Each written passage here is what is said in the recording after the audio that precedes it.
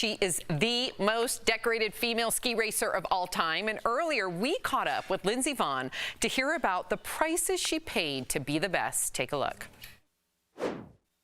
Wow, we got Lindsey Vonn here, you guys. Welcome to DBL. Hi. You've won countless competitions and awards, but we found out one of your prizes was an actual, real, living cow. Yes. So you have to tell the story. How did this happen, and do you still have it?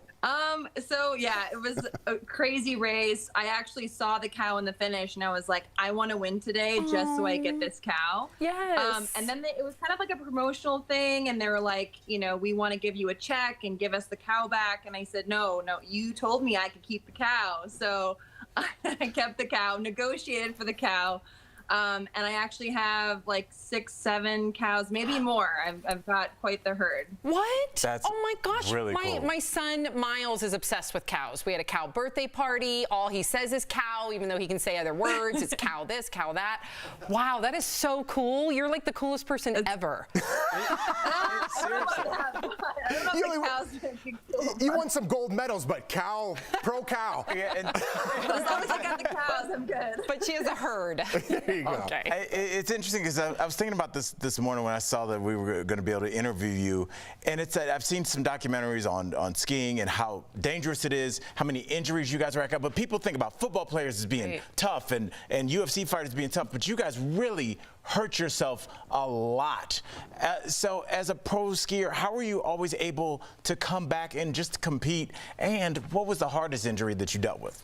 I've had quite a few injuries over the course of my career. I think the hardest was when I had a spiral fracture of my humerus because I lost all feeling in my hand. Like I couldn't use my hand at all. I couldn't feed myself. I couldn't write. I literally couldn't hold a pencil. So that actually, scared me more than blowing my knee out. But thankfully I can use my hand now. Everything works well, and just have quite a bit of knee pain, but I think that's, everyone pays a price for success, and that's the price I paid, but I wouldn't change it for the world. But that speaks to your perseverance. It speaks to why you're such a champion on and off the slope. So to that point, let's talk about your new book, Rise, which is incredible, everybody. Why did you decide to write this memoir right now? It took about 1.5 years. I wrote it, and I was just in a really interesting state of mind. I was actually kind of resentful that I was retiring. I didn't want to retire. I was really forced to because my body had gone through too many injuries, too many surgeries.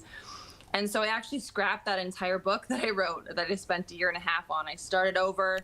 Wow. And I was in a much better place. I'm really happy now. I am accepting of the fact that I'm retired. I'm very busy and I'm happy. And I think that is reflected in the book, and I really wanted it to be something that was inspiring, where sharing my stories of adversity would help others overcome their own adversities. And Lindsey, something you wrote about in the book about how hard it was coping with life after retirement. I played football in college, but such a small level, it wasn't anywhere going pro, but it was like a piece of me died when I stopped playing. So why did you end up talking to a psychologist? Was it that detrimental to you after retiring that it was like something part of you was gone? Yeah, I totally agree entirely. It's really, you're going through the stages of mourning where you're angry, you're sad, you're frustrated. There's so many feelings, and I thought, well, I've been through so much in my life, I can handle this. This is no problem. But it was, I think, the hardest thing that I've had to overcome is kind of making that next step forward and turning the page on this next chapter of life. I know who I am. I know where I want to go.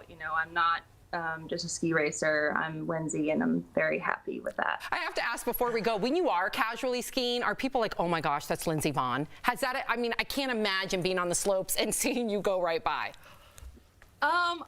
Usually it's, they don't recognize me until I've passed them.